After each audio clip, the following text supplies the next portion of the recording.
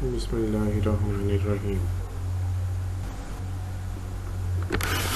Assalamu alaikum class. Dear students, it is our third lecture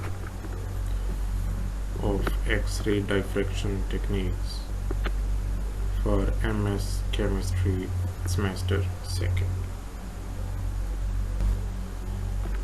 In this lecture, inshallah, we will discuss about the dispersion of light, absorption and emission of light, Bragg's equation, crystallites, interferences, including destructive and constructive interference, Debye-Scherrer ring, absorption of X-rays, and at the end, crystals. First of all, the dispersion of light. As we know, the dispersion is the characteristics of the light.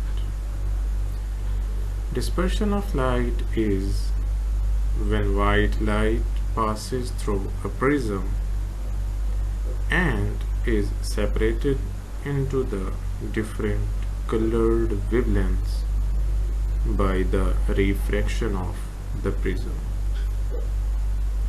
As we know, refraction occurs in the prism, and refraction is the bending of light when it passes from one medium into another at a certain angle. And prism splits the white light into its component, and white light consists of 7 different colors including red, orange, yellow, green, blue, indigo and violet. Absorption and emission of light. When light behaves as a particle, absorption and emission are discussed. Absorption. In absorption spectroscopy, a photon is absorbed by an atom or molecule, which undergoes a transition from a lower energy state to a higher energy or excited state. As we know, in an atom or molecule there are different energy levels, and these energy levels are separated with a definite energy gap.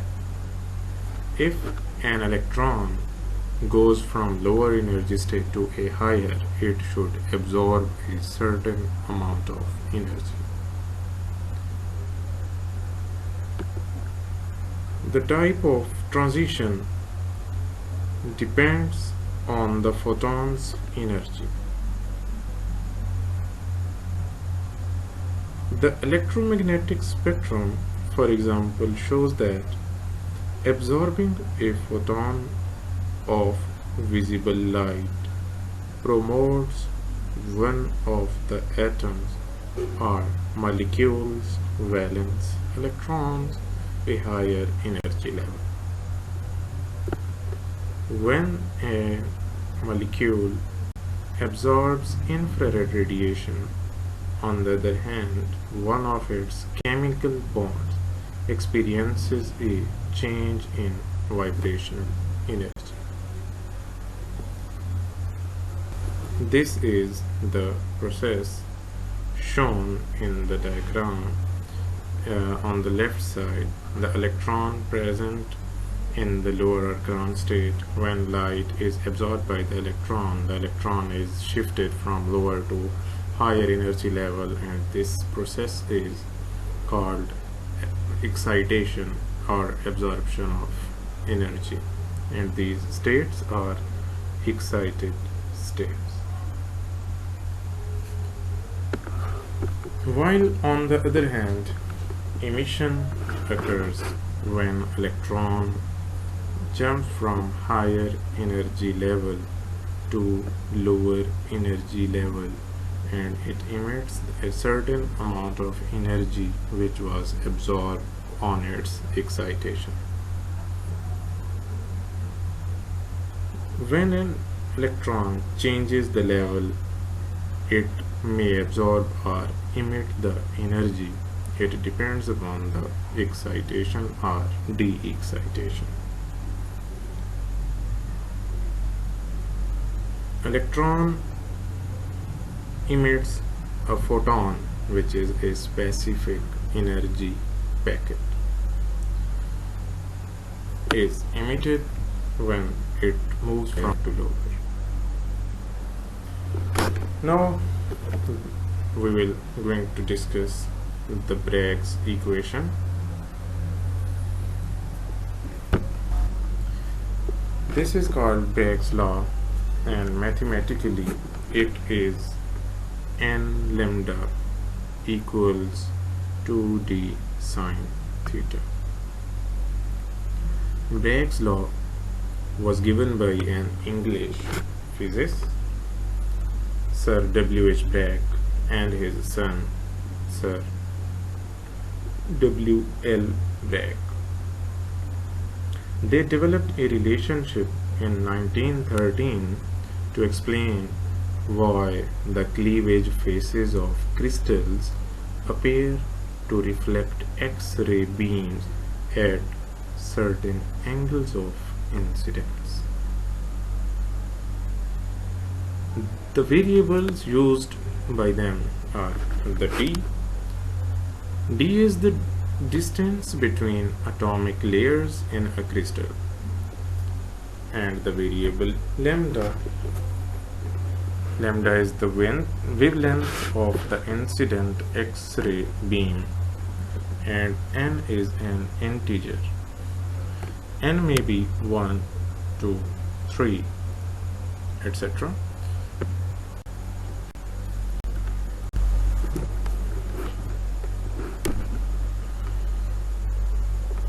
X-rays diffraction peaks only occur at sine theta equals n lambda equals 2d. This is showing the experiment. X-rays are partially scattered by atoms when they strike the surface of a crystal. The part of the X-ray that is not scattered passes through the next layer of atoms, where again a part of the X-ray is scattered and part of that light passes through the next layer.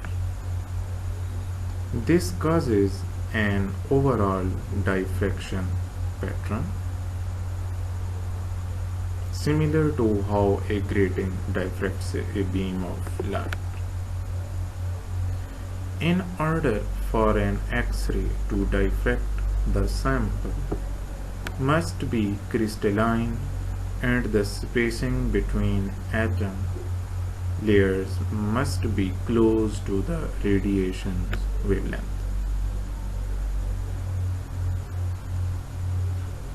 If beams diffracted by two different layers are in phase, means they are in constructive interference, and the diffraction pattern shows a peak.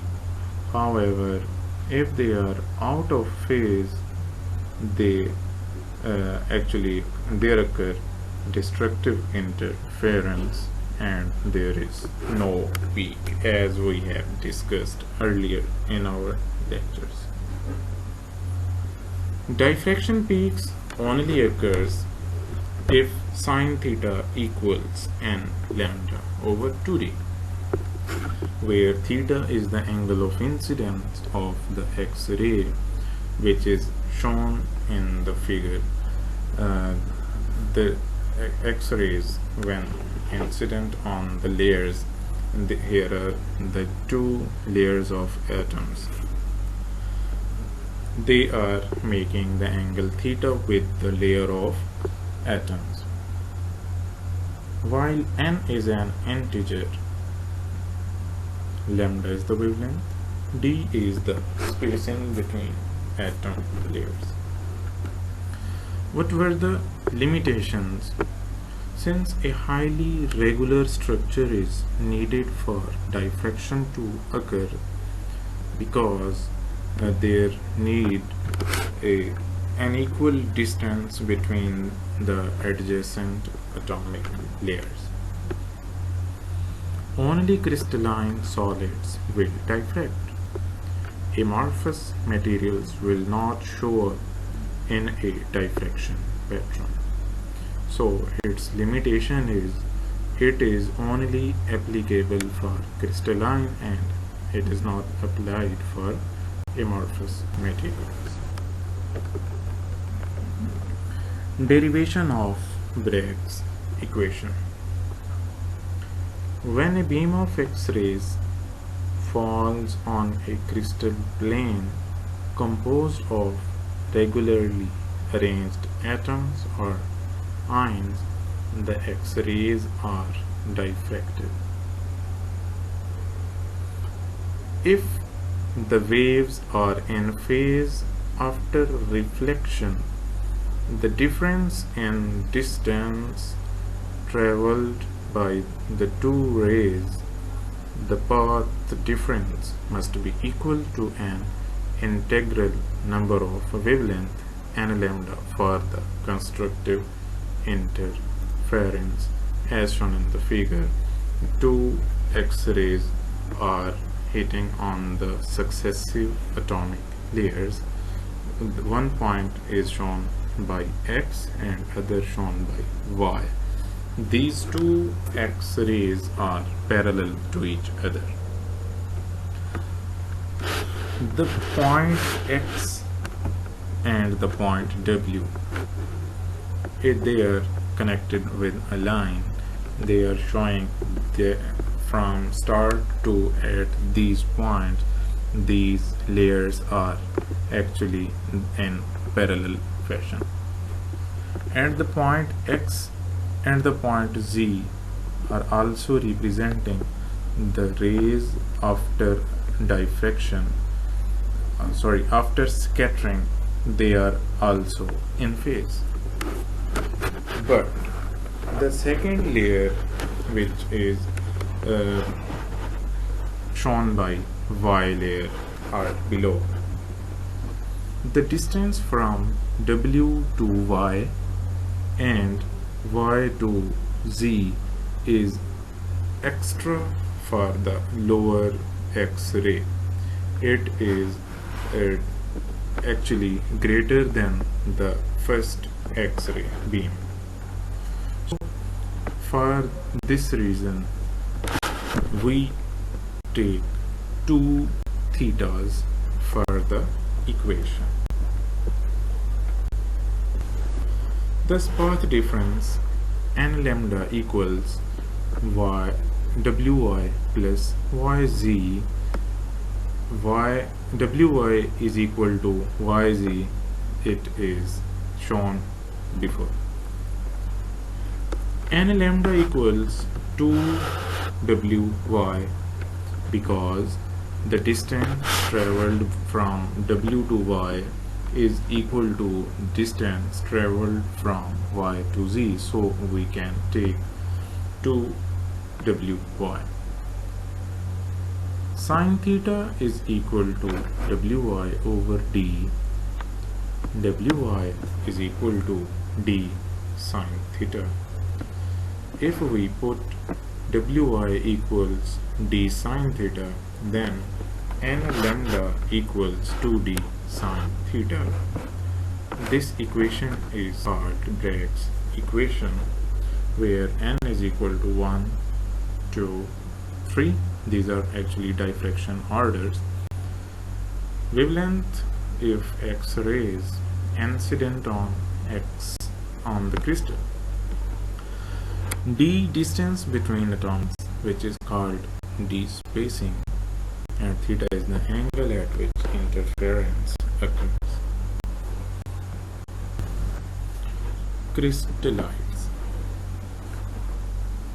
Crystallites, polycrystalline or multicrystalline materials are polycrystals, are solids that are composed of many crystallites of varying size and orientation.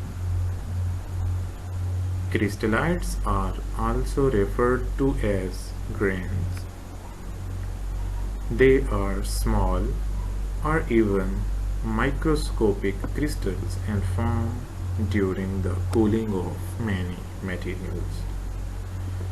Crystallites are actually those regions present in the amorphous solids which have definite or regular arrangement of atoms or molecules.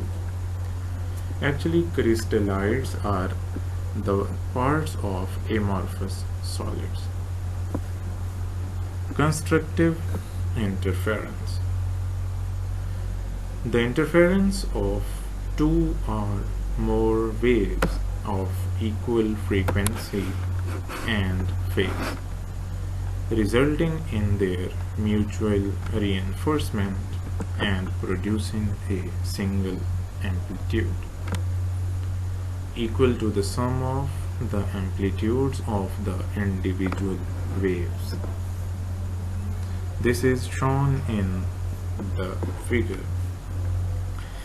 In simple waves, when two waves are in phase means the crest of one wave is lying just above the crest of another wave, or the trough of one wave lying just above the trough of another wave, as shown in the figure. If the two waves are in phase, the amplitude of both the waves is actually combined and a greater wave is obtained, having the amplitude equal to the sum of individual waves. This is called constructive interference. Destructive interference. If the two amplitudes have opposite signs, they will subtract to form a combined wave with a lower amplitude. This is called destructive interference. Actually, destructive interference occurs when the crest of one wave is lying just above the trough of an other wave, while if the trough of one wave is lying just above the crest of another wave, they actually cancels each other and resulting wave having a very low or zero amplitude. This is called destructive interference. This is difference between constructive and destructive interference. Constructive interference is the result of synchronized light waves that add together to increase the light intensity, as shown at the right side of the figure.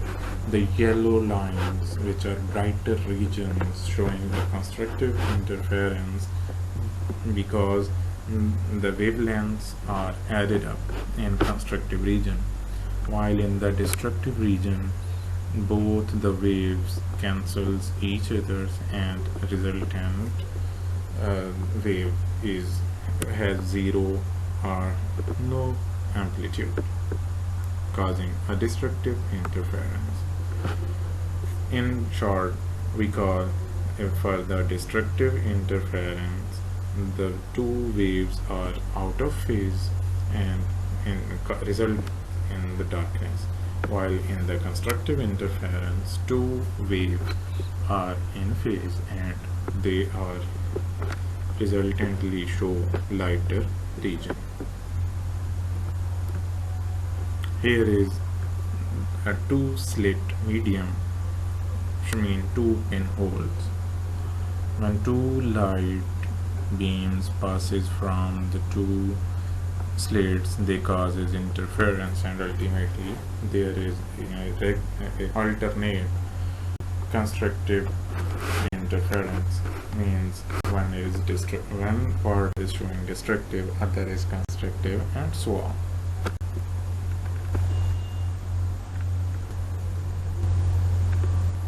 Debye-Scherrer ring.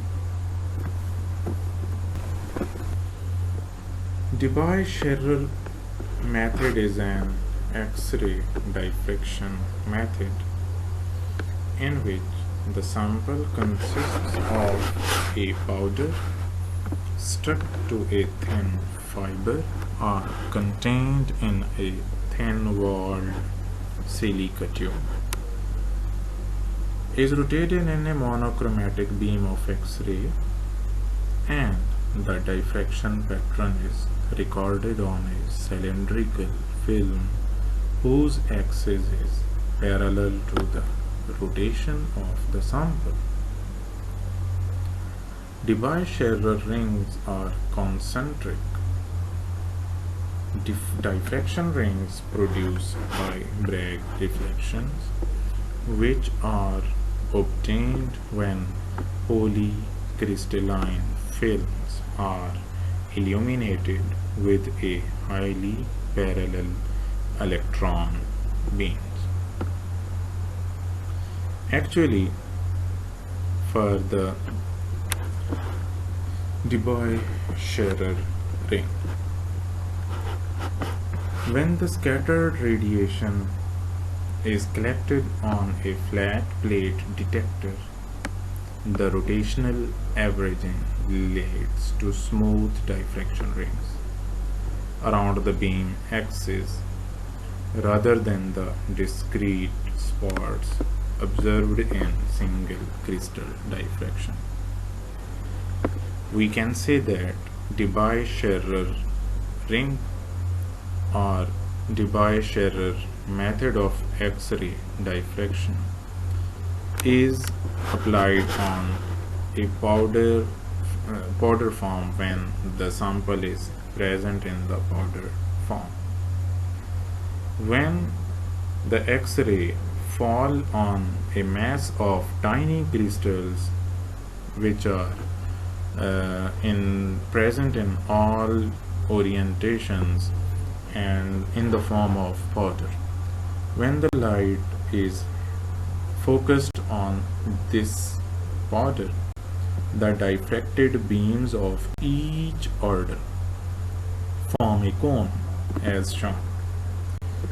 The arcs of the cones are intercepted by a film surrounding the specimen. Here is the picture.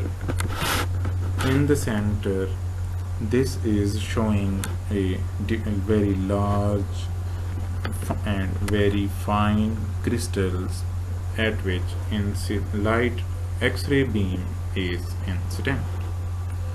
After hitting the very large X-ray, a very large number of small pieces of the crystals, they are diffracted and forms a specific cones, and they can form a specific angle with the axis. Important points for this: XRD is non-destructive technique and used to determine crystalline phase and orientation of the sample, measure thickness of film and multilayers, also determine structural properties and atomic arrangements. Next is absorption of X-ray. X-ray photons also pass through most things, but for the opposite reason from the ordinary light. They have too much energy. A larger atom is more likely to absorb an X-ray photon in this way because larger atoms have greater energy differences between orbitals. The energy level more closely matches the energy of photon. Actually, these are related with the ordinary photon of ordinary light because the visible light is less energetic. They can cause transitions of lower atoms, and X-rays are energetic. They can easily pass through human body, but ordinary light cannot pass through. Smaller atoms where the electron orbitals are separated by relatively low jumps in energy are less likely to absorb X-ray photons. The soft tissue in our body is composed of smaller atoms and so does not absorb X-ray photons particularly. Actually, why X-ray pass through our body? As we have discussed, X-rays are not absorbed by the low energy photons or smaller atoms, and because our body is made up of smaller atoms, hence X-rays pass through the body. The calcium atoms that make up our bones are much larger, so they are better at absorbing X-ray photons, as shown. Single crystal versus powder diffraction. This is the diffracted pattern of single crystal X-ray, which is well defined, showing a specific arrangement of particles as shown as dark particles or dark spots, while in the powder diffraction we obtain the rings, which are Debye-Scherrer rings at a definite position. This is the mechanism how they form the rings. Crystals. Ideal crystals: homogeneous transparent solid in which atoms, ions or molecules are packed in regular manner and repeated in 3 dimensions. An ideal crystal is a periodic array or arrangement of structural units such as atoms or molecules. Crystals are formed from unit cells. Unit cells are stacked side by side. It can be constructed by the infinite repetition of these identical structural units in space. The group of atoms is the basis. Crystals are classified into 2 types: polycrystal and single crystal. Here is the polycrystal. In this type of crystal, periodicity is not maintained throughout the body. And while in the single crystal, in this type of crystal, periodicity is maintained throughout the body. It means that in single crystal, the atoms or molecules or particles are regularly arranged and spaced, while in polycrystals, they are not equally or identical.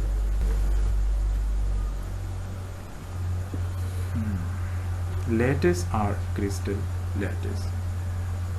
an infinite periodic array of points in space. The arrangement of points defines the lattice symmetry. A lattice may be 1, 2, or 3-dimensional. These are the points showing a symmetry of atoms in a regular arrangement. All crystals consist of regularly repeating 3-dimensional orderly arrangement of constituent particles. Particles may be atoms, ions, or molecules. The crystal structure has a 3-dimensional shape. A lattice may be 1, 2, or 3-dimensional. Space lattice. A regular 3-dimensional arrangement or array of similar points representing an atom or ion or molecule in space, arranged in such a way that a straight line passes through any 2 points will pass at equal interval through a series of similar points. You think